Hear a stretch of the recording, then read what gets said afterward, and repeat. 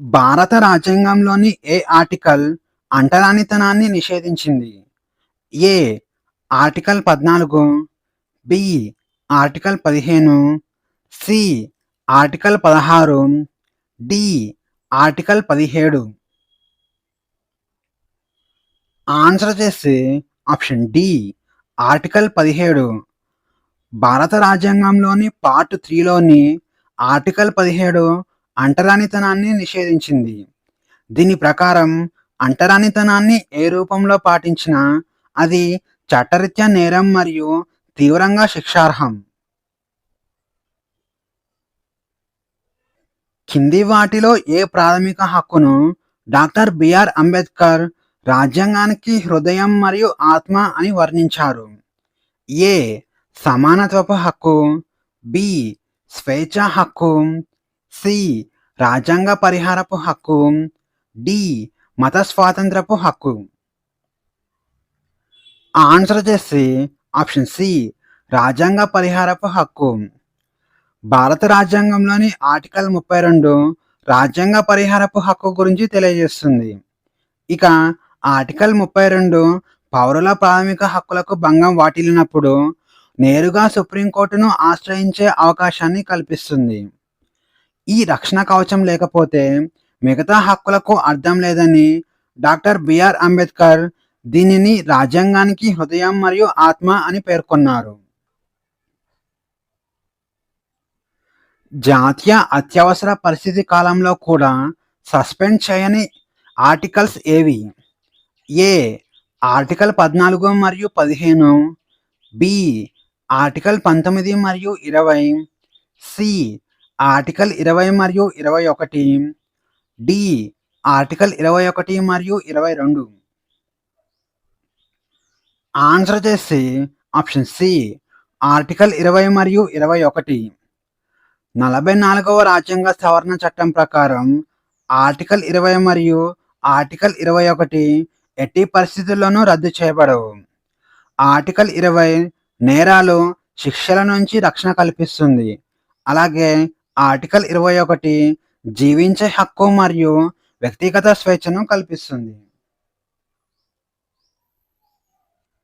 పౌరులకు 6 రకాల స్వేచ్ఛలను కల్పించే ఆర్టికల్ ఏది? A. Article 18, B. Article 19, C. Article 20, D. Article 21. Answer చేసి ఆప్షన్ బి ఆర్టికల్ 19. రాజ్యాంగంలోని ఆర్టికల్ 19 పౌరులకు 6 రకాల ప్రాథమిక స్వేచ్ఛలను ఇస్తుంది.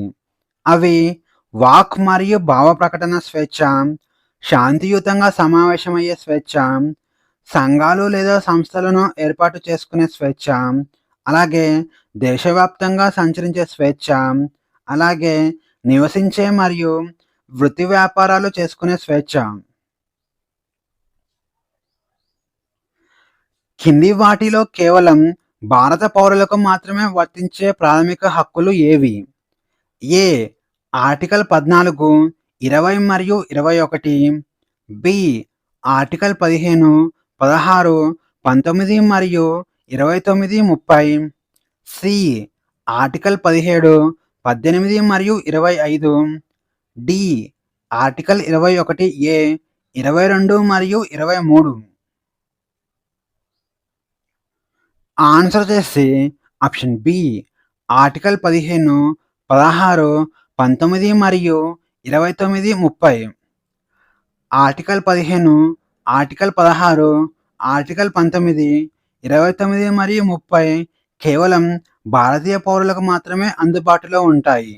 మిగతా హక్కులు భారతీయ పౌరులతో పాటు విదేశీయులకు కూడా వర్తిస్తాయి. ఇక ఆర్టికల్ 15 వివక్షతకు వ్యతిరేకతను చూపిస్తుంది. అలాగే ఆర్టికల్ 16 ఉద్యోగాల్లో సమాన అవకాశాలు, ఆర్టికల్ 19 స్వేచ్ఛ, ఆర్టికల్ 29 మరియు 30 మైనారిటీల విద్య, సాంస్కృతిక హక్కుల గురించి తెలియజేస్తుంది. ప్రాథమిక విద్యను ప్రాథమిక హక్కుగా ఏ రాజ్యాంగ సవరణ ద్వారా చేర్చారు? ఏ. 1976 42వ సవరణ చట్టం, బి. 1978 44వ సవరణ చట్టం. సి. 2002 86వ సవరణ చట్టం. డి. 2011 97వ సవరణ చట్టం.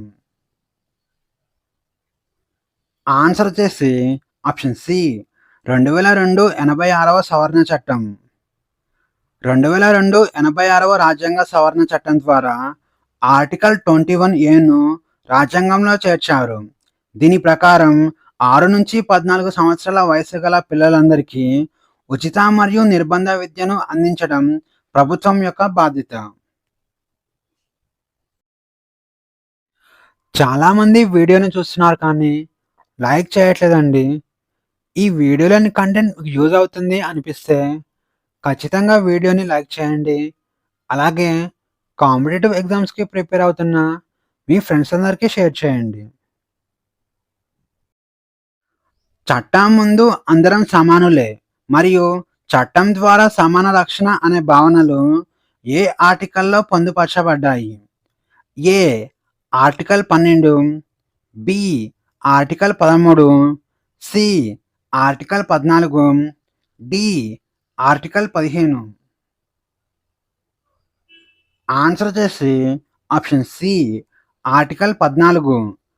భారత రాజ్యాంగంలోని ఆర్టికల్ 14 ప్రకారం భారత భూభాగంలో ఏ వ్యక్తికైనా చట్టం ముందు సమానత్వాన్ని ప్రభుత్వం నిరాకరించరాదు. చట్టం ముందు సమానత్వం అనే భావనను బ్రిటన్ నుంచి, చట్టం ద్వారా సమాన రక్షణను అమెరికా నుంచి గ్రహించారు. అక్రమంగా నిర్బంధించబడిన వ్యక్తిని కోర్టు ముందు హాజరుపరచాలని జారీ చేసే రిట్ ఏది? A. Mandamus, B. Quo warranto, C. Habeas corpus, D. Certiorari. Answer వచ్చేసి option C. Habeas corpus. Habeas corpus అంటే లాటిన్ భాషలో to have the body of అని అర్థం. అంటే ఎవరినైనా చట్టవిరుద్ధంగా అరెస్టు చేసి నిర్బంధిస్తే వారిని 24 గంటల్లోపు కోర్టులో హాజరుపరచాలని సుప్రీంకోర్టు లేదా హైకోర్టు ఈ రిట్ జారీ చేస్తుంది. ఇది వ్యక్తిగత స్వేచ్ఛను కాపాడే అత్యంత ముఖ్యమైన అస్త్రం. మత స్వాతంత్రపు హక్కును ఏ ఆర్టికల్స్ తెలుపుతాయి? ఏ. ఆర్టికల్ 14 నుండి ఆర్టికల్ 18, బి. ఆర్టికల్ 19 నుండి ఆర్టికల్ 22, సి. ఆర్టికల్ 23 నుండి ఆర్టికల్ 24, డి. ఆర్టికల్ 25 నుండి ఆర్టికల్ 28. ఆన్సర్ వచ్చేసి ఆప్షన్ డి. ఆర్టికల్ 25 నుండి ఆర్టికల్ 28. భారత రాజ్యాంగంలోని ఆర్టికల్స్ 25 నుండి 28 వరకు మత స్వాతంత్రపు హక్కు గురించి వివరిస్తాయి. ఆర్టికల్ 25 వ్యక్తిగతంగా అంతరాత్మ ప్రబోధానుసారం నచ్చిన మతాన్ని స్వీకరించే, ఆచరించే మరియు ప్రచారం చేసుకునే స్వేచ్ఛను ఇస్తుంది. 14 సంవత్సరాల కంటే తక్కువ వయసున్న పిల్లలను కర్మాగారాలు లేదా గనులలో పనికి పెట్టుకోరాదని తెలిపే ఆర్టికల్ ఏది? A. Article 21, B. Article 22, C. Article 23, D. Article 24. Answer చేసి ఆప్షన్ డి. ఆర్టికల్ 24. ఆర్టికల్ 24 బాల కార్మిక వ్యవస్థను కఠినంగా నిషేధిస్తుంది. 14 సంవత్సరాల లోపు పిల్లలను ప్రమాదకరమైన పనులలో, ఫ్యాక్టరీలలో లేదా గనులలో నియమించడం దీని ప్రకారం నేరం. ఆదేశిక సూత్రాలను ఏ దేశ రాజ్యాంగం స్ఫూర్తితో రూపొందించారు? A. America, B. Britain, C. Ireland, D. Russia. Answer చేసి ఆప్షన్ సి. ఐర్లాండ్. భారత రాజ్యాంగ నిర్మాతలు ఆదేశిక సూత్రాల భావనను 1937 సంవత్సరం నాటి ఐరిష్ రాజ్యాంగం నుంచి గ్రహించారు. రాజ్యాంగంలోని 4వ భాగంలో ఆర్టికల్స్ 36 నుంచి ఆర్టికల్స్ 51 వరకు వీటి గురించి వివరించబడింది. గ్రామ పంచాయతీల ఏర్పాటు గురించి తెలిపే ఆర్టికల్ ఏది? A. Article 39, B. Article 40, C. Article 41, D. Article 42. Answer వచ్చేసి ఆప్షన్ బి ఆర్టికల్ 40. భారత రాజ్యాంగంలోని ఆర్టికల్ 40 గాంధేయ సూత్రాలలో ఒకటి.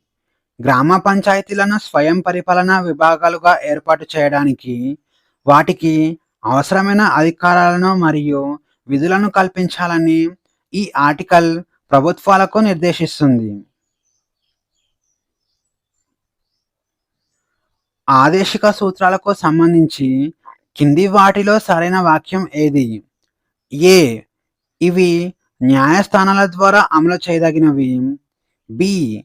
ఇవి దేశంలో రాజకీయ ప్రజాస్వామ్యాన్ని స్థాపిస్తాయి. సి. ఇవి న్యాయస్థానాల ద్వారా అమలు చేయదగినవి. డి. వీటి ఉల్లంఘనపై నేరుగా సుప్రీంకోర్టుకు వెళ్ళవచ్చు. ఆన్సర్ వచ్చేసి ఆప్షన్ సి ఇవి న్యాయస్థానాల ద్వారా అమలు చేయదగనవి. ప్రాథమిక హక్కుల వలె కాకుండా ఆదేశిక సూత్రాలు న్యాయసమ్మతమైనవి కావు.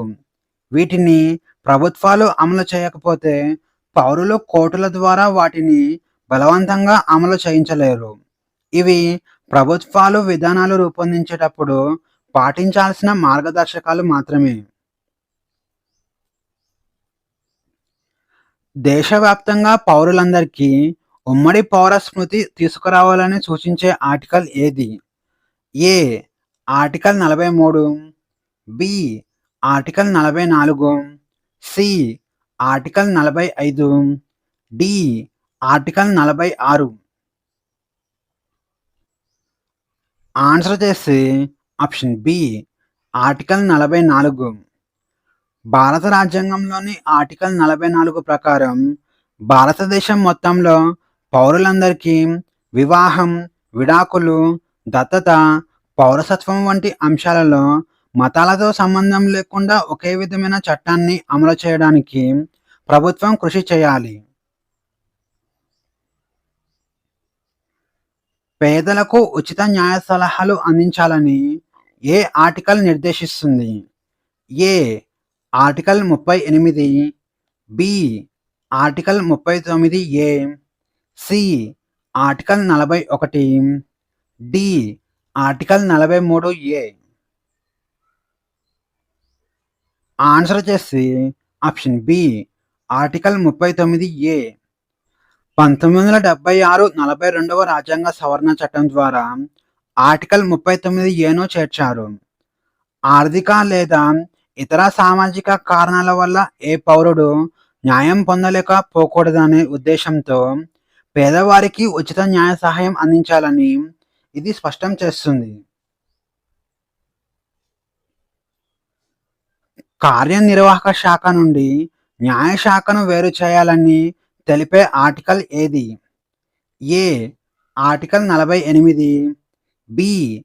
Article 49, C. Article 50, D.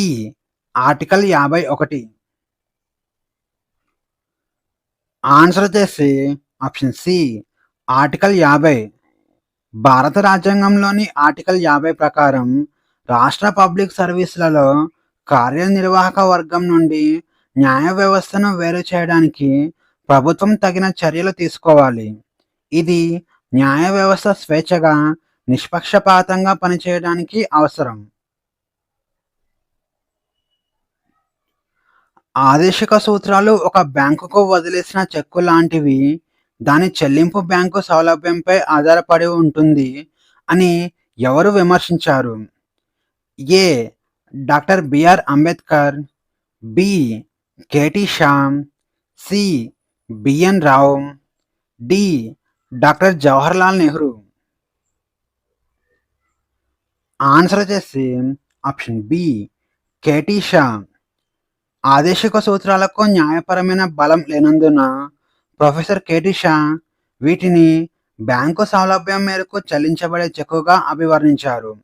అంటే ప్రభుత్వాలకు నిధులు లేదా సౌలభ్యం ఉన్నప్పుడే వీటిని అమలు చేస్తాయని ఆయన యొక్క ఉద్దేశం. 6 సంవత్సరాల కంటే తక్కువ వయసున్న పిల్లలందరికీ పూర్వ ప్రాథమిక విద్యా సంరక్షణను అందించాలని సూచించే ఆర్టికల్ ఏది? A. Article 45, B. Article 46, C. Article 47, D. Article 48 A. Answer చేసి ఆప్షన్ ఏ ఆర్టికల్ 45. వాస్తవానికి ఆర్టికల్ 45 14 సంవత్సరాల లోపు పిల్లలందరికీ ఉచిత విద్యను అందించాలని సూచించింది. కానీ 2002 సంవత్సరంలో 86వ సవరణ ద్వారా దీనిని మార్చి 6 సంవత్సరాలు నిండే వరకు పిల్లలకు పూర్వ బాల్యదశ సంరక్షణ విద్యను అందించాలని సవరించారు. పర్యావరణ పరిరక్షణ, అడవులు మరియు వన్యప్రాణుల రక్షణ గురించి రాజ్యాంగంలో ఎక్కడ ప్రస్తావించబడింది? ఏ. కేవలం ఆదేశిక సూత్రాలలో, బి. కేవలం ప్రాథమిక విధులలో, సి. ఆదేశిక సూత్రాలు మరియు ప్రాథమిక విధులలో, డి. ప్రాథమిక హక్కులలో. ఆన్సర్ చేసి ఆప్షన్ సి ఆదేశిక సూత్రాలు మరియు ప్రాథమిక విధులలో. పర్యావరణ పరిరక్షణ గురించి ఆదేశిక సూత్రాలలోని ఆర్టికల్ 48 తెలుపుతుంది. అదేవిధంగా ప్రాథమిక విధులలోని ఆర్టికల్ 51 క్లాస్ జి ప్రకారం పర్యావరణాన్ని, వన్యప్రాణులను రక్షించడం ప్రతి పౌరుడి యొక్క విధి అని నిర్దేశిస్తుంది. అంతర్జాతీయ శాంతి మరియు భద్రతను పెంపొందించాలని సూచించే రాజ్యాంగ ఆర్టికల్ ఏది? A. Article 48, B. Article 49, C. Article 50, D. Article 51. Answer చేసి ఆప్షన్ డి ఆర్టికల్ 51. భారత రాజ్యాంగంలోని ఆర్టికల్ 51 భారతదేశ విదేశీ విధానానికి పునాదిగా పరిగణించబడుతుంది. అంతర్జాతీయ శాంతి భద్రతలను పెంపొందించడం మరియు అంతర్జాతీయ వివాదాలను శాంతియుతంగా పరిష్కరించుకోవడాన్ని ఈ ఆర్టికల్ ప్రోత్సహిస్తుంది.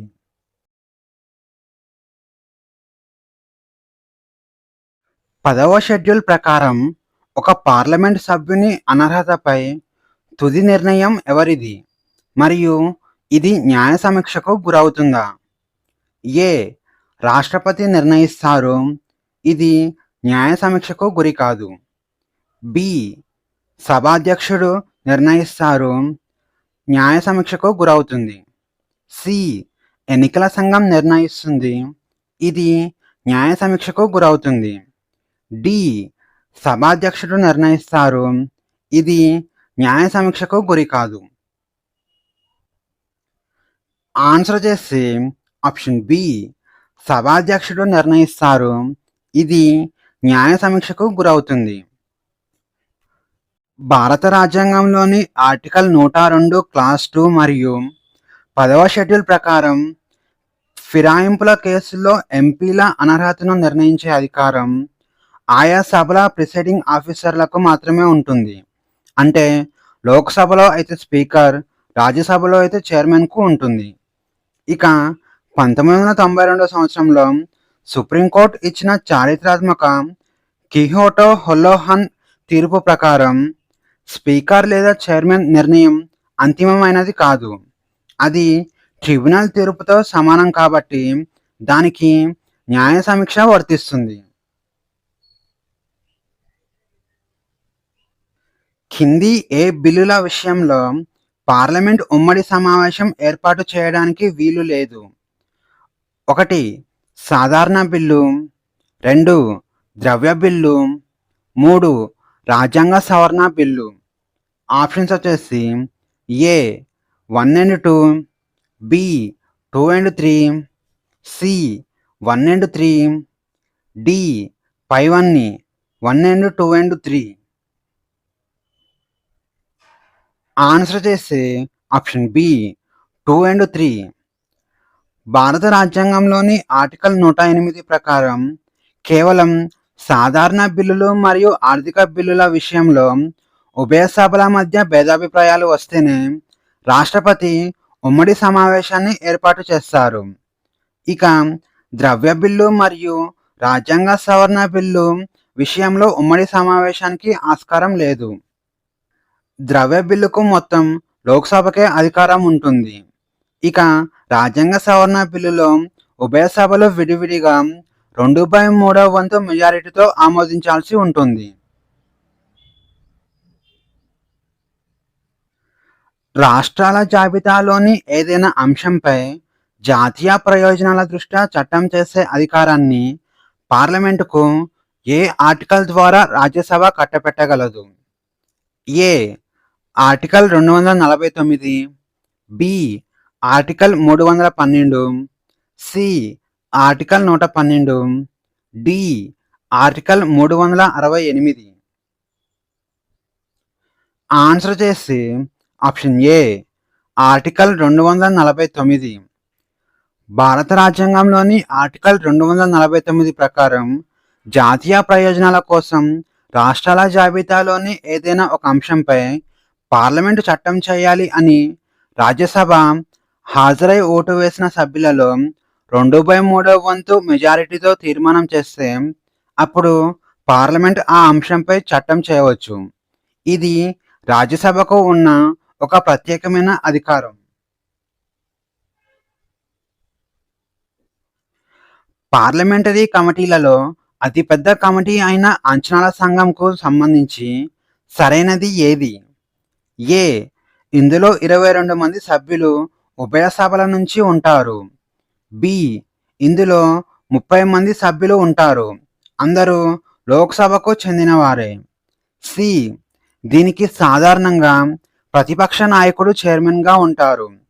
డి ఇది కాగ్ నివేదికలను పరిశీలిస్తుంది. ఆన్సర్ చేస్తే ఆప్షన్ బి ఇందులో 30 మంది సభ్యులు ఉంటారు, అందరూ లోక్సభకు చెందినవారే. అంచనాల సంఘం పార్లమెంటు కమిటీలన్నింటిలో అతిపెద్దది. ఇందులో 30 మంది సభ్యులు ఉంటారు. వీరందరూ కేవలం లోక్సభ నుంచే ఎన్నికవుతారు. ఇక ప్రభుత్వం ప్రవేశపెట్టే బడ్జెట్ అంచనాలను పరిశీలించి పాలనలో పొదుపు సామర్థ్యం పెంచడానికి ప్రత్యామ్నాయ విధానాలను ఇది సూచిస్తుంది. ఆర్టికల్ 105 ప్రకారం పార్లమెంటు సభ్యులకు ఉన్న సివిల్ ప్రివిలేజ్ ప్రకారం పార్లమెంట్ సమావేశాలకు ఎన్ని రోజుల ముందు మరియు వెనుక వారిని సివిల్ కేసులలో అరెస్టు చేయకూడదు? ఏ 14 రోజులు, బి 30 రోజులు, సి 40 రోజులు, డి 60 రోజులు. ఆన్సర్ చేసి ఆప్షన్ సి 40 రోజులు. సభా హక్కులలో భాగంగా సివిల్ కేసులలో ఏ పార్లమెంట్ సభ్యుడిని సభా సమావేశాల ప్రారంభం కావడానికి 40 రోజుల ముందు, అలాగే సమావేశాలు జరుగుతున్న సమయంలో మరియు సమావేశాలు ముగిసిన 40 రోజుల వరకు అరెస్టు చేయకూడదు. అయితే క్రిమినల్ కేసులలో లేదా ప్రివెంటివ్ డిటెన్షన్ కింద అరెస్టు చేయడానికి ఈ మినహాయింపు వర్తించదు. వాయిదా తీర్మానంకు సంబంధించి కింది వాటిలో సరికానిది ఏది? ఏ దీనిని కేవలం లోక్సభలో మాత్రమే ప్రవేశపెట్టాలి. బి దీనిని ప్రవేశపెట్టడానికి కనీసం 50 మంది సభ్యుల మద్దతు అవసరం. సి ఇది ఆమోదం పొందితే ప్రభుత్వం రాజీనామా చేయాలి. డి సభలో జరుగుతున్న సాధారణ కార్యక్రమాలను పక్కన పెట్టి అత్యవసర ప్రజా సమస్యను చర్చించడానికి దీనిని వాడతారు. ఆన్సర్ చేసి ఆప్షన్ సి ఇది ఆమోదం పొందితే ప్రభుత్వం రాజీనామా చేయాలి. వాయిదా తీర్మానం ఆమోదం పొందడం అంటే అది ప్రభుత్వంపై తీవ్రమైన సెన్సూర్గా భావిస్తారు. సెన్సూర్ అంటే విమర్శ అని అర్థం. కానీ అది ఆమోదం పొందినంత మాత్రాన ప్రభుత్వం ఖచ్చితంగా రాజీనామా చేయాల్సిన అవసరం లేదు. కానీ అవిశ్వాస తీర్మానం నెగ్గితే మాత్రమే ప్రభుత్వం పడిపోతుంది. ఇది కేవలం లోక్సభకు మాత్రమే ఉన్న పరిమితమైన ఆయుధం. లేమ్ డక్ సెషన్ అంటే ఏమిటి? ఏ. కోరం లేకుండా జరిగే సభా సమావేశం. బి. కొత్త లోక్సభ ఎన్నికైన తర్వాత పాత లోక్సభ నిర్వహించే చివరి సమావేశం. సి. ఎటువంటి బిల్లులు ఆమోదం పొందకుండా వాయిదా పడిన సమావేశం. డి. ఉమ్మడి సమావేశంలో ఓటింగ్ జరగకుండా ముగిసిన సెషన్. ఆన్సర్ చేసి ఆప్షన్ బి. కొత్త లోక్సభ ఎన్నికైన తర్వాత పాత లోక్సభ నిర్వహించే చివరి సమావేశం.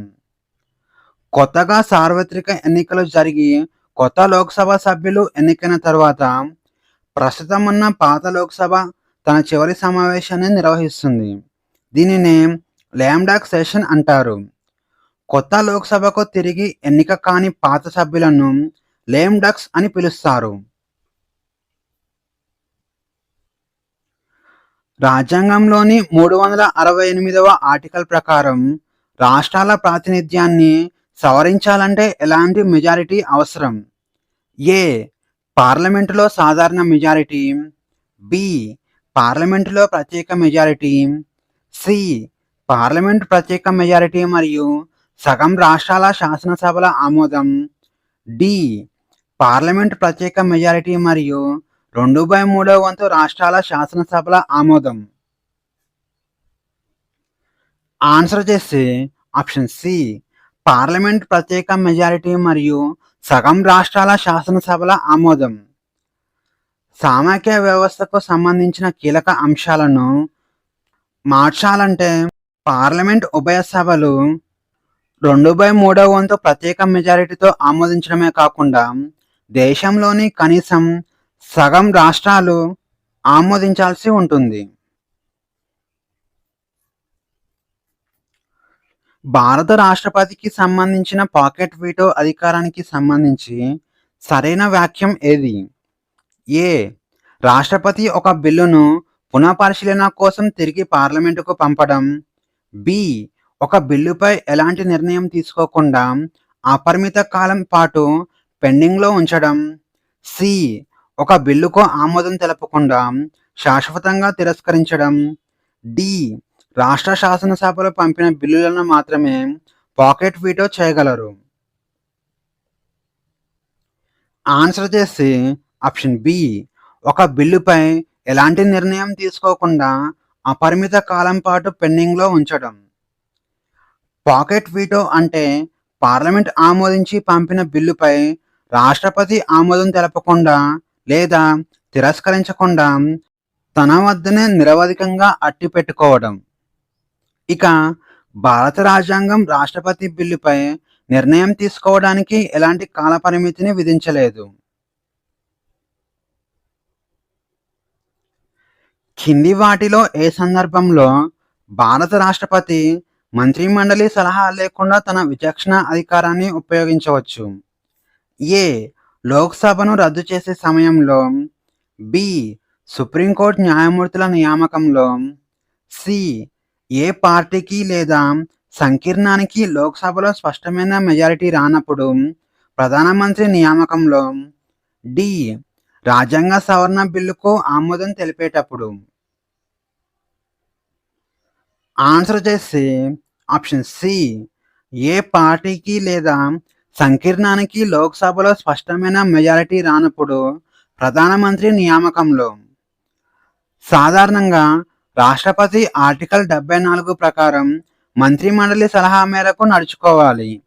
కానీ హంగ్ లోక్సభ ఏర్పడినప్పుడు, అంటే ఏ పార్టీకి స్పష్టమైన మెజారిటీ రానప్పుడు ఎవరిని ప్రధానమంత్రిగా ఆహ్వానించాలి అనేది రాష్ట్రపతి తన సొంత విచక్షణపై నిర్ణయిస్తారు.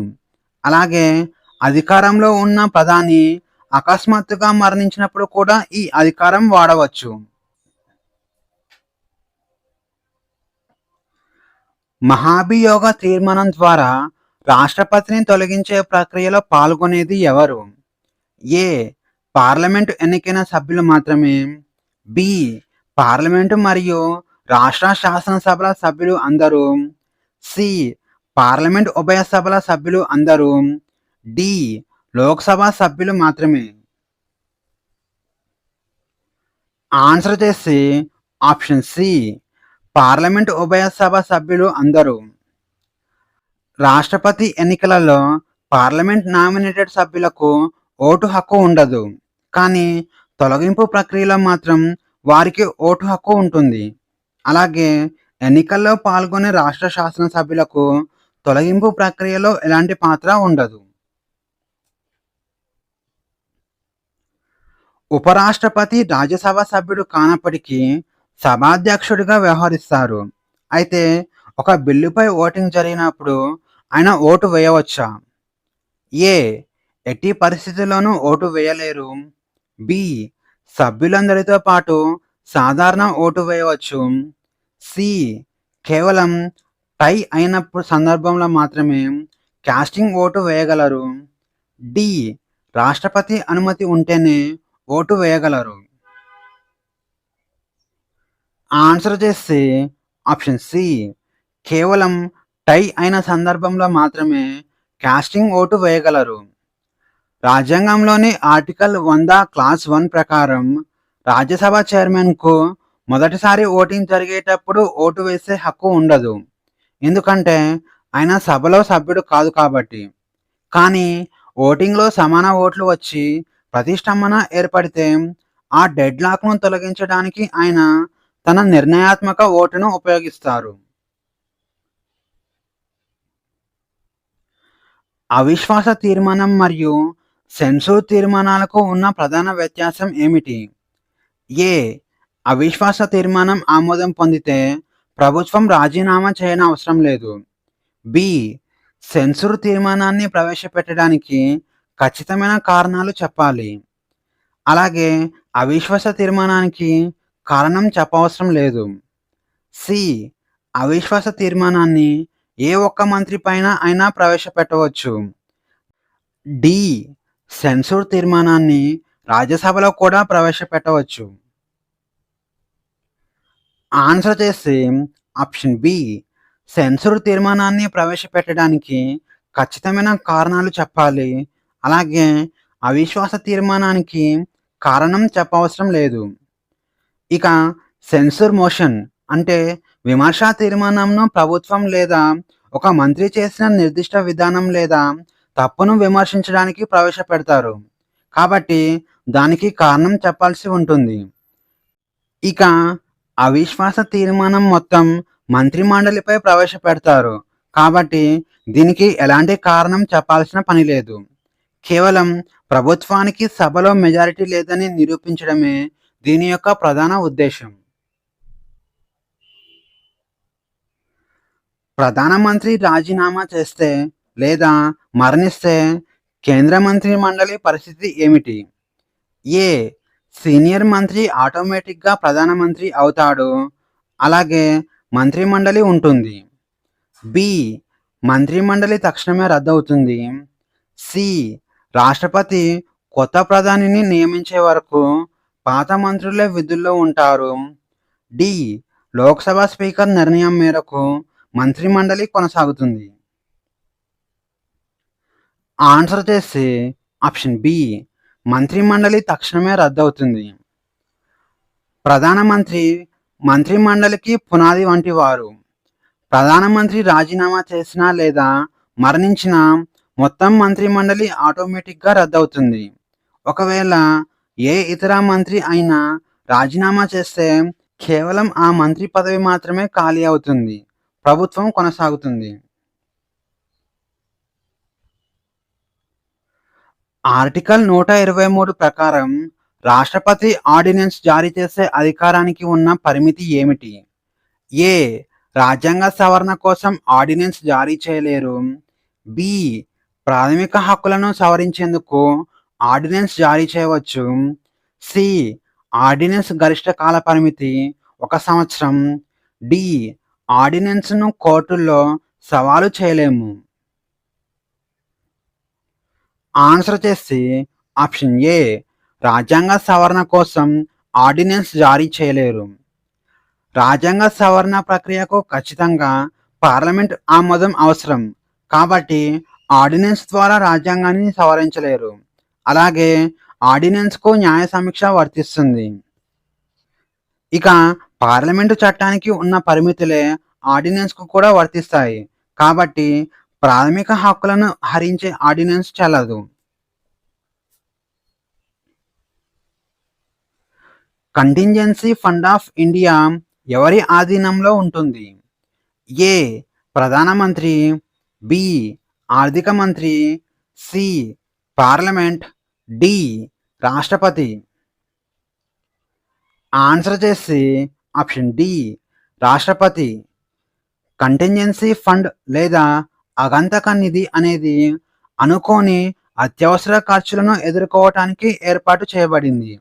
ఇది రాష్ట్రపతి ఆధీనంలో ఉంటుంది. పార్లమెంట్ ఆమోదం పొందేలోపే రాష్ట్రపతి దీని నుంచి నిధులు విడుదల చేయవచ్చు. ఆచరణలో రాష్ట్రపతి తరపున కేంద్ర ఆర్థిక కార్యదర్శి దీనిని నిర్వహిస్తారు. ప్రజా ప్రాతినిధ్య చట్టం 1951 ప్రకారం ఒక పార్లమెంట్ సభ్యుడు అనర్హుడా కాదా అని అంతిమంగా ఎవరు నిర్ణయిస్తారు? ఏ. సుప్రీంకోర్టు ప్రధాన న్యాయమూర్తి, బి. రాష్ట్రపతి ఎన్నికల సంఘం సలహా మేరకు, సి. సభాధ్యక్షుడు, D. Parliamentary ethics committee. Answer చేసి ఆప్షన్ బి. రాష్ట్రపతి ఎన్నికల సంఘం సలహా మేరకు. ఆర్టికల్ 103 ప్రకారం ఎంపీల అనర్హతకు సంబంధించిన ప్రశ్న తలెత్తినప్పుడు దానిపై తుది నిర్ణయం రాష్ట్రపతి తీసుకుంటారు. అయితే ఆయన ఈ నిర్ణయం తీసుకునే ముందు ఖచ్చితంగా కేంద్ర ఎన్నికల సంఘం అభిప్రాయం తీసుకోవాలి మరియు ఆ అభిప్రాయానికి కట్టుబడి ఉండాలి. కేవలం ఫిరాయింపుల కేసుల్లో మాత్రమే స్పీకర్కు అధికారం ఉంటుంది. అటార్నీ జనరల్ ఆఫ్ ఇండియా పదవీ కాలానికి సంబంధించి సరైన వాక్యం ఏది? ఏ. ఆయన పదవీ కాలం 5 సంవత్సరాలు లేదా 65 సంవత్సరాలు వచ్చే వరకు ఉంటుంది. బి. ఆయన పదవీ కాలం రాజ్యాంగంలో నిర్ణయించబడలేదు. రాష్ట్రపతి విశ్వాసం ఉన్నంత వరకు పదవిలో ఉంటారు. బి. పార్లమెంట్ ప్రత్యేక తీర్మానం ద్వారా మాత్రమే ఆయనను తొలగించగలదు. డి. ప్రభుత్వం మారినప్పటికీ ఆయన తన పదవిలో ఖచ్చితంగా కొనసాగుతారు. ఆన్సర్ చేసి ఆప్షన్ బి. ఆయన పదవీ కాలం రాజ్యాంగంలో నిర్ణయించబడలేదు. కేవలం రాష్ట్రపతి విశ్వాసం ఉన్నంత వరకు మాత్రమే పదవిలో ఉంటారు. భారత అత్యున్నత న్యాయ అధికారి అయిన అటార్నీ జనరల్ పదవీ కాలాన్ని రాజ్యాంగంలో ఎక్కడా నిర్దేశించలేదు. ఆయన రాష్ట్రపతి ఆనందం మేరకు మాత్రమే పదవిలో కొనసాగుతారు. అనగా కేంద్ర కేబినెట్ సలహా మేరకు రాష్ట్రపతి అటార్నీ జనరల్ను ఎప్పుడైనా తొలగించవచ్చు.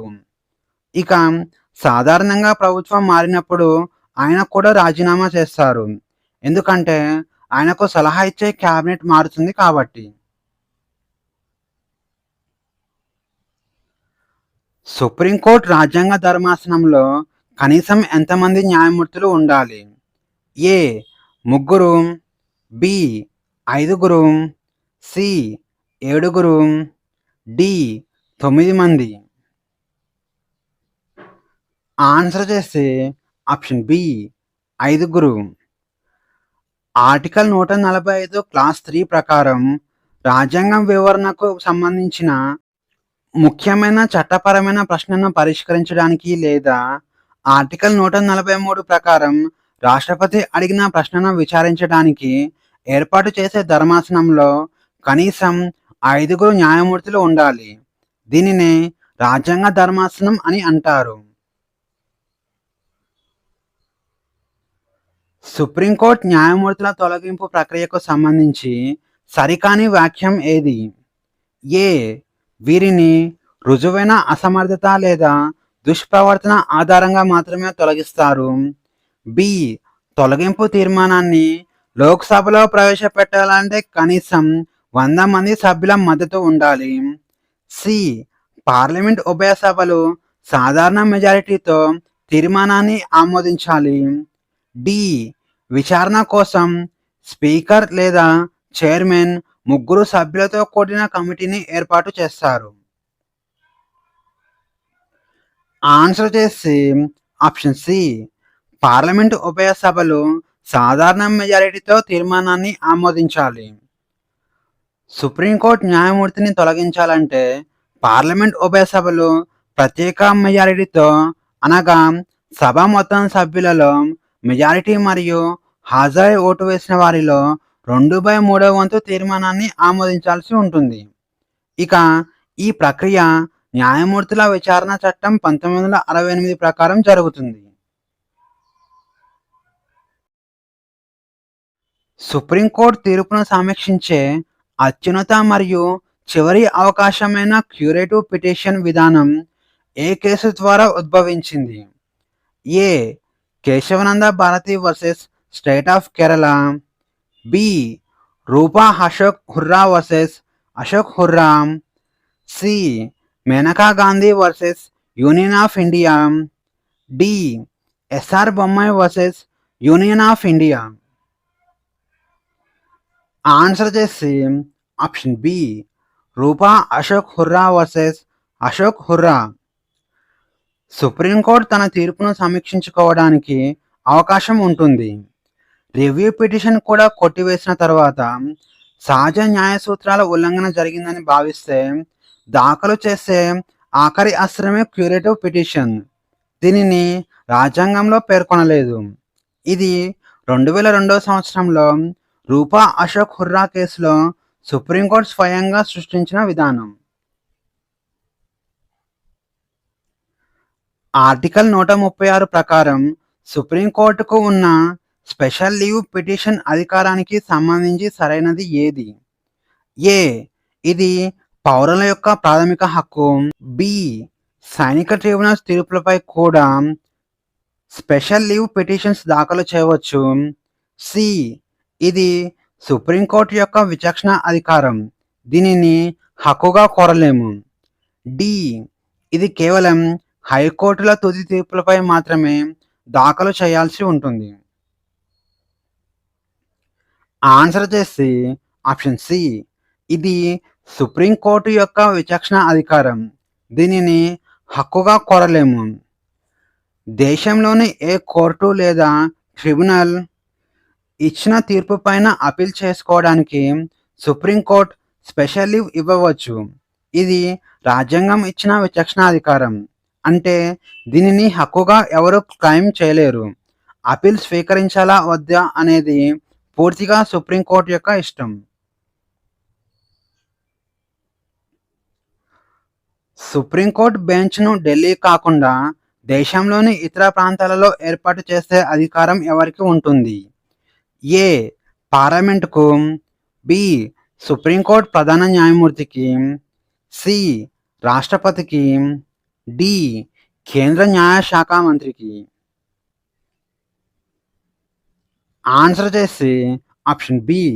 సుప్రీంకోర్టు ప్రధాన న్యాయమూర్తికి. ఆర్టికల్ 130 ప్రకారం సుప్రీంకోర్టు ఢిల్లీలో ఉంటుంది. అయితే సుప్రీంకోర్టు ప్రధాన న్యాయమూర్తికు భారత రాష్ట్రపతి ముందస్తు అనుమతి తీసుకొని సుప్రీంకోర్టు బెంచ్ను దేశంలో ఎక్కడైనా ఏర్పాటు చేసే అధికారం ఉంటుంది. కోర్ట్ ఆఫ్ రికార్డ్ అంటే ఏమిటి? ఏ. సుప్రీంకోర్టు తీర్పులు ప్రొసీడింగ్స్ శాశ్వత రికార్డుగా భద్రపరచబడతాయి మరియు కింది కోర్టులో వాటిని సాక్ష్యంగా అంగీకరిస్తారు. బి. కోర్టు ధిక్కరణకు శిక్ష విధించే అధికారం సుప్రీంకోర్టుకు ఉంటుంది. సి. సుప్రీంకోర్టు తన పరిపాలనా వ్యవహారాలను రికార్డు చేస్తుంది. డి. ఆప్షన్ ఏ మరియు బి రెండు సరైనవే. ఆన్సర్ చేసి ఆప్షన్ డి. ఆప్షన్ ఏ మరియు బి రెండు సరైనవే. అంటే సుప్రీంకోర్టు తీర్పులు ప్రొసీడింగ్స్ శాశ్వత రికార్డుగా భద్రపరచబడతాయి మరియు కింది కోర్టులో వాటిని సాక్ష్యంగా అంగీకరిస్తారు. అలాగే కోర్టు ధిక్కరణకు శిక్ష విధించే అధికారం సుప్రీంకోర్టుకు ఉంటుంది. ఇక రాజ్యాంగంలోని ఆర్టికల్ 129 సుప్రీంకోర్టును కోర్ట్ ఆఫ్ రికార్డుగా ప్రకటిస్తుంది. దీనికి రెండు అర్థాలు ఉంటాయి. అందులో మొదటిది, సుప్రీంకోర్టు తీర్పులు చట్టంతో సమానం, వాటిని కింది కోర్టులు విధిగా పాటించాల్సి ఉంటుంది. ఇక రెండవది, కోర్టు ధిక్కరించిన వారికి జైలు శిక్ష లేదా జరిమానా లేదా రెండూ విధించే అధికారం సుప్రీంకోర్టుకు ఉంటుంది. అలాగే హైకోర్టులకు కూడా ఆర్టికల్ 215 ప్రకారం ఈ హోదా ఉంటుంది. 9వ షెడ్యూల్ మరియు జ్యుడిషియల్ రివ్యూకు సంబంధించి 2007 సంవత్సరంలో సుప్రీంకోర్టు ఇచ్చిన సంచలన తీర్పు ఏది? A. A R Coelho case, B. L Chandrakumar case, C. Minerva Mills case, D. Waman Rao case. Answer చేసి option A, I R Coelho case. ప్రారంభంలో 9వ షెడ్యూల్లో పెట్టిన చట్టాలపై న్యాయ సమీక్షకు అవకాశం లేదని భావించేవారు. కానీ 2007 సంవత్సరం నాటి ఐఆర్ కొయల్హో తీర్పులో సుప్రీంకోర్టు స్పష్టం చేస్తూ ఏప్రిల్ 24, 1973న 9వ షెడ్యూల్లో చేర్చిన ఏ చట్టమైనా ప్రాథమిక హక్కులుగా లేదా రాజ్యాంగ మౌలిక స్వరూపాన్ని ఉల్లంఘిస్తే న్యాయ సమీక్షకు గురవుతుందని తీర్పునిచ్చింది. కేంద్రంలో రాష్ట్రపతికి, రాష్ట్రంలో గవర్నర్కు ఉన్న విచక్షణాధికారాల మధ్య ఉన్న ప్రధాన వ్యత్యాసం ఏమిటి? ఏ. రాష్ట్రపతికి విచక్షణాధికారాలు ఎక్కువ, గవర్నర్కు తక్కువ. బి. గవర్నర్ విచక్షణాధికారాలు రాజ్యాంగంలో స్పష్టంగా పేర్కొనబడ్డాయి, రాష్ట్రపతికి అలా కాదు. సి. ఇద్దరికీ సమానమైన విచక్షణాధికారాలు ఉన్నాయి. డి. రాష్ట్రపతి మంత్రిమండలి సలహాను తిరస్కరించలేరు, గవర్నర్ తిరస్కరించవచ్చు. ఆన్సర్ చేసి ఆప్షన్ బి, గవర్నర్ విచక్షణాధికారాలు రాజ్యాంగంలో స్పష్టంగా పేర్కొనబడ్డాయి, రాష్ట్రపతికి అలా కాదు. భారత రాజ్యాంగంలోని ఆర్టికల్ 163 ప్రకారం గవర్నర్కు స్పష్టమైన రాజ్యాంగ విచక్షణాధికారాలు ఉన్నాయి. కానీ రాష్ట్రపతికి రాజ్యాంగంలో ఎక్కడా స్పష్టమైన విచక్షణాధికారాలు లిఖించబడలేదు. రాష్ట్రపతికి ఉన్నవన్నీ కేవలం పరిస్థితుల బట్టి వచ్చే సిచ్యువేషనల్ డిస్క్రిషన్. ఏ పరిస్థితులలో ఒక రాష్ట్ర శాసనసభ ఆమోదించిన బిల్లును గవర్నర్ విధిగా రాష్ట్రపతి పరిశీలన కోసం రిజర్వ్ చేయాలి? ఏ. బిల్లు ప్రాథమిక హక్కులకు భంగం కలిగిస్తున్నప్పుడు. బి. బిల్లు రాష్ట్ర హైకోర్టు అధికారాలను, హోదాను తగ్గించే విధంగా లేదా ప్రమాదంలో పడేసే విధంగా ఉన్నప్పుడు. సి. బిల్లు కేంద్ర చట్టాలకు వ్యతిరేకంగా ఉన్నప్పుడు.